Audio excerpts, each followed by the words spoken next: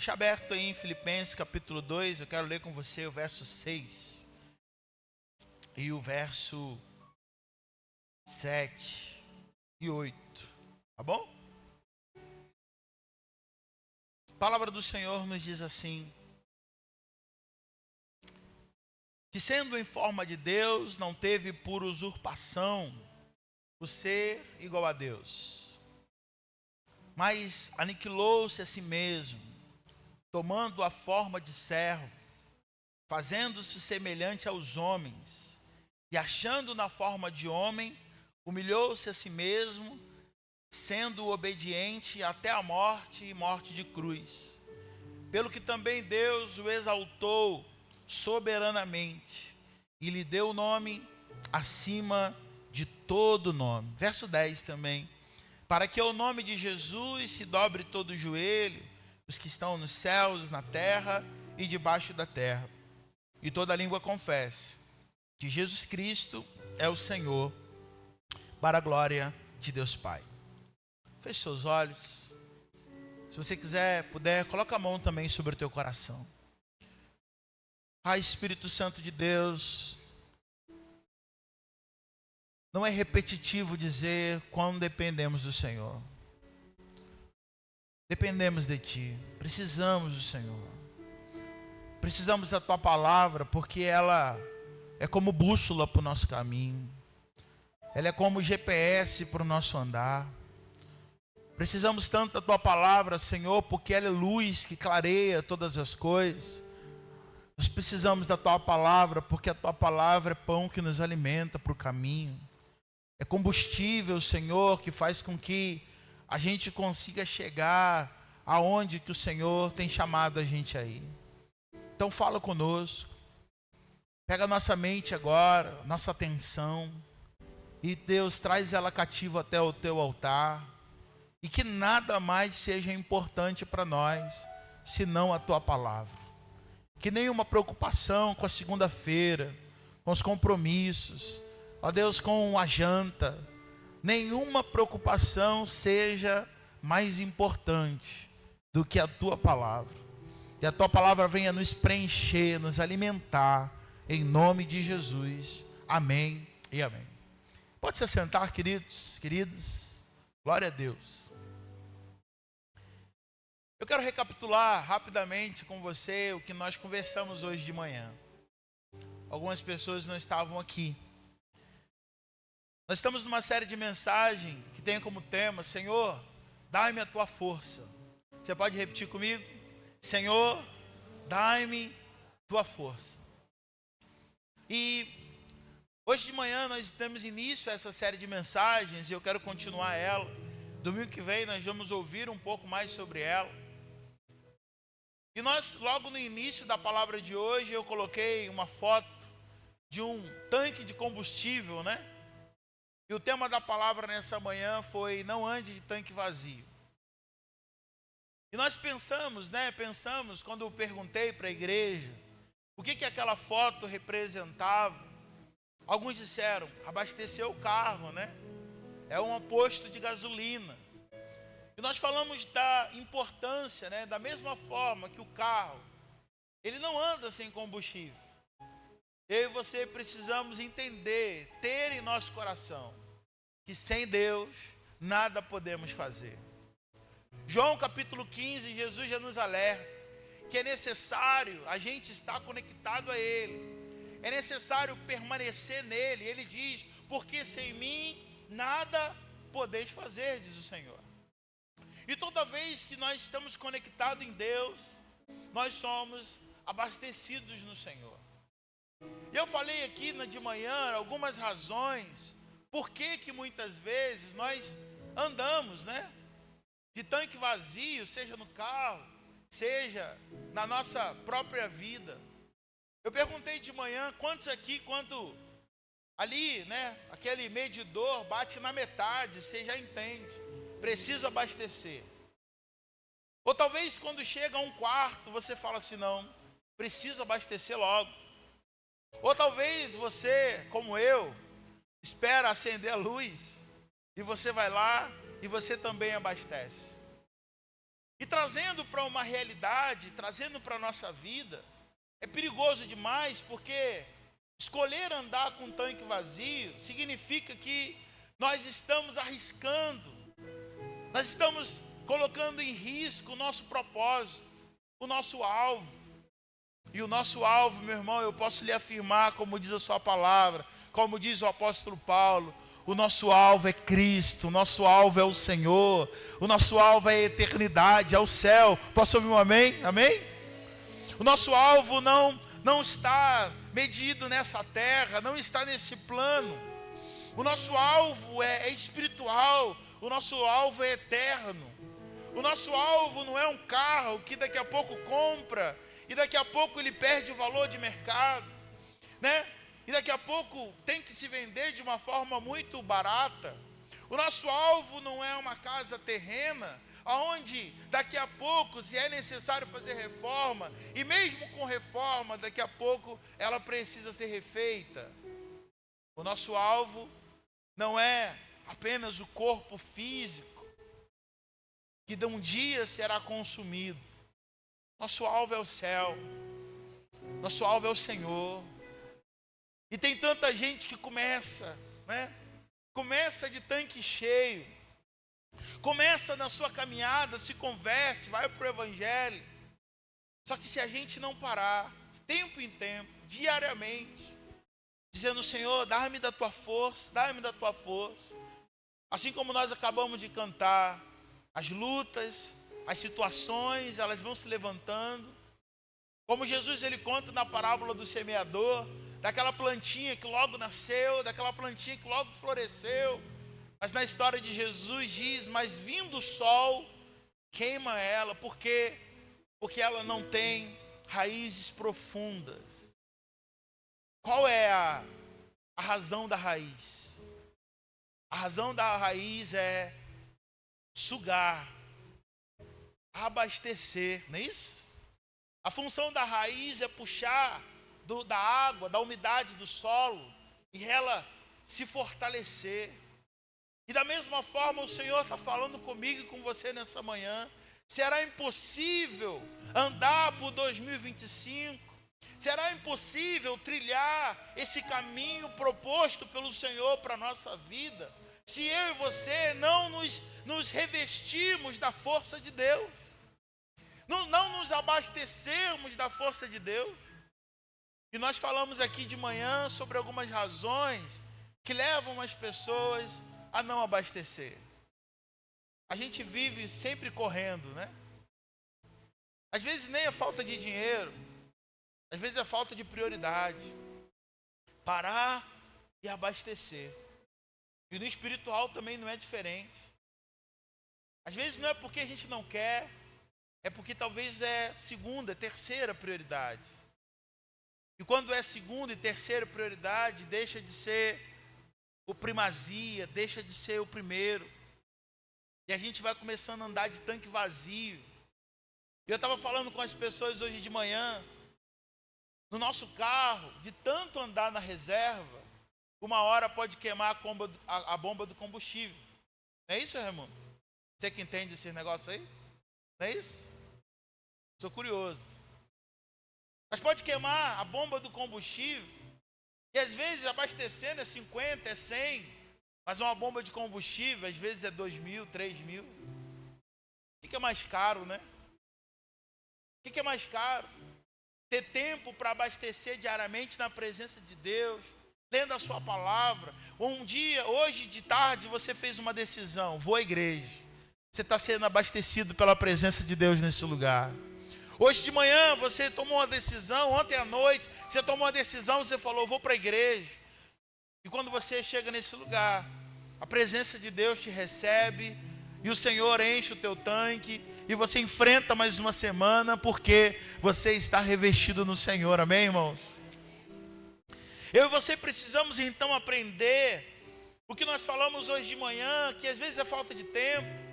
Se a gente às vezes coloca, às vezes é gasolina que está sendo roubada, né? É combustível que está sendo roubado porque estamos carregando peso demais. E Jesus vai dizer no seu convite: vinde a mim, Por que você está carregando tanto peso? Por que você está carregando tanto peso se Jesus está dizendo que o peso é dele, ele tem um fardo leve para você? E nós aprendemos hoje sobre isso de manhã, pensando então que quando nós carregamos peso além do que nós podemos carregar, o combustível, ele é levado embora, ele é drenado, ele é roubado de nós. E tantas outras razões pelo qual nós estamos andando de tanque vazio, mas quando eu olho para Jesus, Jesus é o modelo para a nossa vida, amém, querido? Jesus é o modelo para a tua vida também, amém? E se Jesus é o modelo, eu fiz questão de ler Filipenses capítulo 2, para falar da humanidade de Jesus. Mas Jesus, ele faz uma escolha de não andar de tanque vazio. Eu faço questão de ler Filipenses capítulo 2 para você, porque Filipenses capítulo 2 vai dizer que Jesus, ele se esvaziou de toda a sua glória. Ou seja, ele se tornou gente como a gente. Mas por que então Jesus conseguiu triunfar? Ah, pastor, porque ele era Deus. Não. Nós cremos nesse esvaziamento do Senhor. Que ele é 100% Deus, mas ele também é 100% gente, 100% humano. E ele venceu, irmãos. E ele diz, eu venci e vocês vencerão também, amém? Jesus então não foi um crente fraco. Jesus não foi um crente que oscilava. Jesus não foi então alguém que andava, sabe, por caminhos errantes. Ora estava bem, ora estava mal. Jesus, ele, por mais que ele fosse humano e por mais que ele fosse parecido comigo e com você, ele fez uma escolha na sua vida de forma alguma andar de tanque vazio. E a fonte do poder de Jesus era a presença do Pai. Era a unção que um dia ele recebeu. Era o poder do Espírito Santo. Foi a fonte de todo o poder do Senhor. Eu e você temos acesso a essa mesma fonte. Amém, irmão? Eu disse hoje de manhã e quero repetir para você nessa noite. Tem um posto de combustível espiritual, poderoso, gratuito para mim e para você. E na placa dele está escrito Espírito Santo, né? É só a gente ter a atenção diariamente de parar nesse lugar e falar, Espírito Santo de Deus, enche a minha vida. É só a gente ter a prioridade da gente parar de correr essa correria doida e da gente levar a sério isso, para que a gente consiga viver tudo que o Pai tem para a nossa vida. Quando o Espírito Santo ele se apoderou de Davi, Davi passou a ser forte, Davi passou a ser poderoso. Porque a Bíblia diz que Davi tem um tempo com o Senhor. A Bíblia vai dizer que Davi ama a presença de Deus. Você ama a presença de Deus, irmãos? Amar a presença de Deus significa colocar essa presença como uma prioridade da sua vida. E a Bíblia fala que o Espírito de Deus se apodera de Davi. E Davi então passa a ser alguém constante, alguém poderoso, alguém forte. As pessoas podem até olhar para Davi e ver alguém frágil.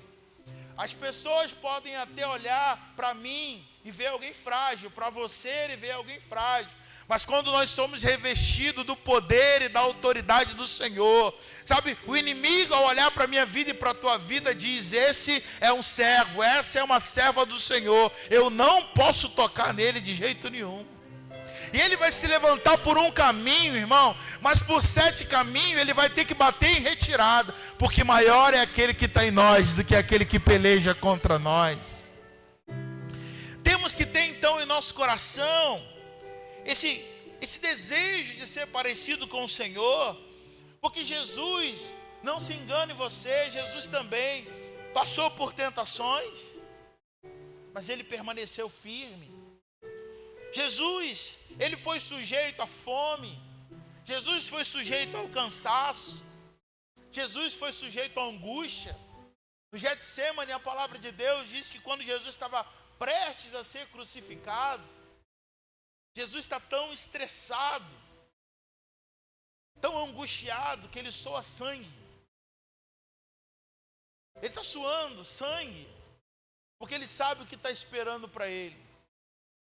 Então a gente vê um Jesus também sujeito às mesmas fraquezas, sujeito às mesmas tentações, mas ele decidiu ser forte, ele decidiu constantemente, diariamente, se revestir da força do Senhor e do seu poder. Ele decidiu então dizer para o Senhor: Senhor, eu sou dependente de Ti. E quando ele depende do Senhor, ele depende do seu Pai, eu creio que ele não fica sujeito às coisas. Eu fico imaginando, irmãos, se comigo, com você, o diabo não brinca. Se comigo e com você ele faz de tudo para a gente abandonar a nossa carreira, abandonar a nossa corrida da fé. Imagine com Jesus a intensidade das tentações, a intensidade do peso, a intensidade, sabe, das traições, a intensidade da angústia muitas vezes, das setas muitas vezes. Mas por que a gente vê então um Jesus constante? A gente vê um Jesus fiel a Deus. A gente olha para Jesus e parece que ele nem tem problema, mas tem sim, tem muita luta. Porque ele decide diariamente buscar da presença de Deus. Deus tem colocado no meu coração falar sobre força, porque Deus não deseja um povo fraco. Amém, irmãos? Amém, irmãos? Deus não deseja um povo fraco. A gente vive uma geração de cristão fraco. Infelizmente, a gente vive uma geração, sabe, que é uma geração de inconstantes, de pessoas que começam e você fala assim: meu Deus, será que vai longe? De pessoas que se batizam, mas amanhã não sabem se é aquilo mesmo que querem. Pessoas que talvez qualquer vento, um vento um pouco mais contrário, estão desistindo da caminhada. Deus quer um povo forte. Deus quer um povo fortalecido da armadura de Deus. Deus quer um povo que enfrenta os gigantes, os Golias que se levantam contra nós. Deus deseja um povo fortalecido que caminha, que anda e as portas do inferno recuam. Não é isso que a palavra de Deus diz? Que as portas do inferno não prevalecerão contra a igreja do Senhor, amém? Então quem caminha é a porta ou é a igreja? É a igreja. E conforme a igreja vai andando, as portas do inferno vai recuando. Eu creio numa igreja forte que o Senhor está erguendo nesse lugar. Eu creio numa igreja ainda mais forte, mais fortalecida. Eu creio sim num lugar onde o Senhor tem preparado para que eu e você não sejamos um povo fraco, irmãos. Hoje, por muito menos, as pessoas estão desistindo da caminhada. Hoje, por tão pouco, as pessoas desistem de lutar, desistem de viver na presença de Deus. Confesso que tem sido muito difícil pastorear nesse século, sabia? Por quê? Porque antigamente a palavra do pastor, ela tinha um peso tão grande na nossa vida. A palavra do líder que Deus levantou tinha um peso muito forte. A gente se aconselhava, a gente ouvia, a gente era confrontado. Quantas vezes eu já fui confrontado? A vontade da carne na hora, conforme eu estava sendo confrontado, era de dar um beijo no pastor, um abraço no pastor. Porém, eu entendi que Deus estava usando aquele homem de Deus para falar das minhas fraquezas. Deus estava me confrontando e usando do servo do Senhor que Ele colocou para me pastorear, dizendo: está errado, você não está sendo um bom marido, está errado, você está Você tem que tratar do seu caráter. Está errado. Você precisa se acertar nessa área da tua vida. Está errado. Você precisa se santificar nisso. E eu engolia. Você também passou por isso. Se você teve algum pastor mais antigo, você também foi confrontado. E se você está de pé hoje, se você caminha na presença de Deus, é porque você hoje entendeu que esse homem, essa mulher, a pastora ou pastor, foi ungido de Deus na tua vida para te mostrar, ó, tem um buraco aqui, cuidado com esse negócio. E hoje, nesse século, a gente tem que medir palavras, né, pastora Sônia? A gente tem que medir palavras porque tudo é motivo de fazer beicinho. A gente tem que medir palavras. A gente tem que dar quase uma volta na Bíblia. A gente tem quase que colocar texto que não existe. Para que a pessoa seja confrontada e ela não fique chateada. E ela não saia da igreja. E ela não, irmãos. A palavra de Deus, ela não muda. A palavra de Deus, ela não volta vazia. A palavra de Deus, ela não mudou. A palavra de Deus, ela não teve atualizações. A palavra de Deus, ela não teve remendo. Ela continua verdadeira, ela continua poderosa, ela continua confrontando, ela continua alinhando quando precisa ser alinhado. Ela também continua confortando, mas ela também continua consolando a nossa vida. A Bíblia vai nos mostrar desse Jesus que a gente precisa olhar e perguntar qual é o segredo. Você pode abrir em Hebreus capítulo 1, capítulo 12. Coloca para a gente aí, Gabriel, por favor. Hebreus capítulo 12, verso 1 e 3. Hebreus capítulo 12, verso 1 e 3, a palavra do Senhor nos diz assim: portanto, nós também, pois que estamos rodeados de uma grande testemunha, nuvem de testemunha, deixemos todo o embaraço e pecado que tão de perto nos rodeia e corramos com paciência a corrida que nos está proposta. Verso 2. Olhando para Jesus, olhando para quem, queridos? Olhando para quem? Para Jesus, irmão.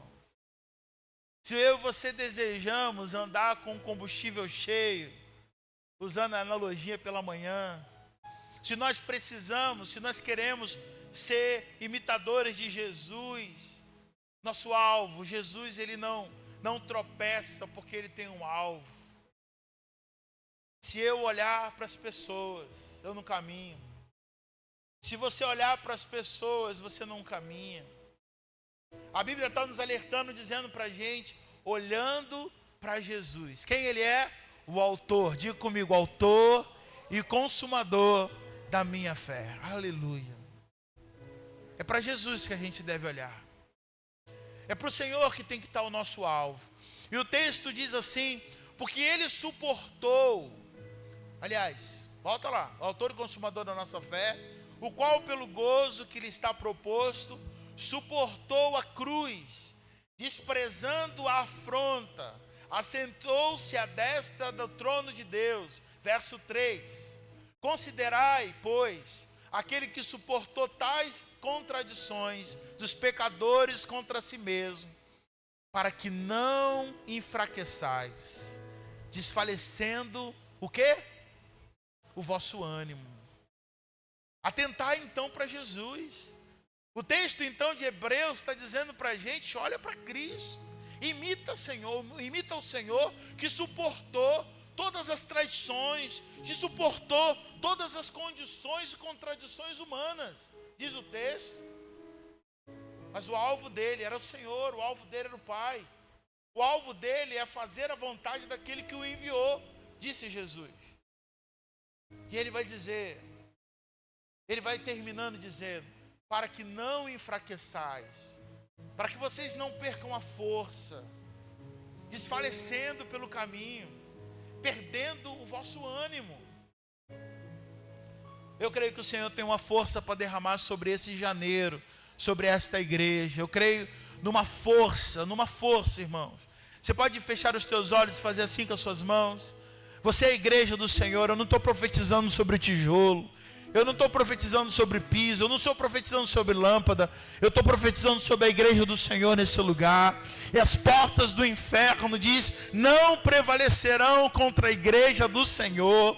Aí, irmãos, eu profetizo uma força não humana, mas uma força que vem do alto. Uma força que não vai fazer você desfalecer em abril, em maio, em junho. É uma força que não vai fazer você desfalecer em novembro, em setembro. Mas você vai chegar em dezembro cantando o hino da vitória, porque só o Senhor é Deus. Você vai chegar triunfando, você vai chegar glorificando em dezembro, dizendo: Ebenezer, mais um ano eu venci, a mão do Senhor me trouxe até aqui, aleluia.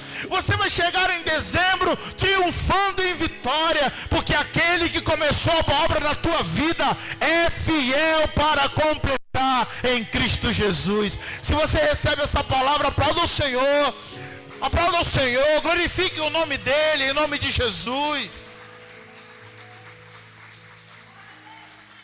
O segredo de Jesus então,